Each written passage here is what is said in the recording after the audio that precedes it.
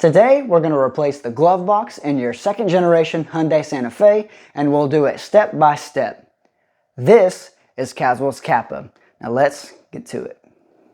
First off, make sure everything is removed from your glove box. On the right side of the glove box, there's what's called a dampener arm. We're going to reach in, apply pressure behind the rod while pressing down on this top pin here, and that will disengage the dampener arm. Next, we'll need to remove these two black tabs. Support your glove box, push through a hole in the back of the tab, push down on the tab. You can lift it up a little more, then just snake it out. Sometimes the rubber gets stuck. There you go. Do the same thing to the other side.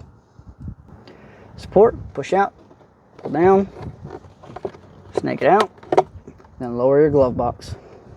Looking in the back, we see two pins holding it in place. Support the glove box just to get the weight off them. Then simply pull the pin out.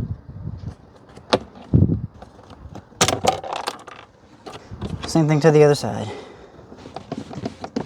Oh, ay. Once those are out, your glove box will just free fall.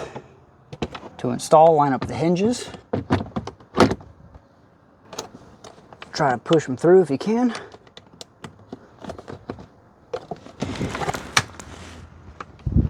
Next, we'll install the tabs. There's a little groove here.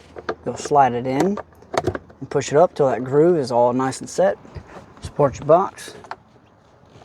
Slide it in and push up. Do the same thing with the other side. Support, push, up. That's done. To install the dampener arm, sometimes it'll go up here, grab you something like a flathead or a screwdriver, bring it down, and then just push it into place. And that's it. The procedure is complete. Thank y'all so much for checking out the video. I hope that it helped y'all out. Be sure to check out the channel for more procedures on this specific vehicle. And I will see y'all in the next one. Until then.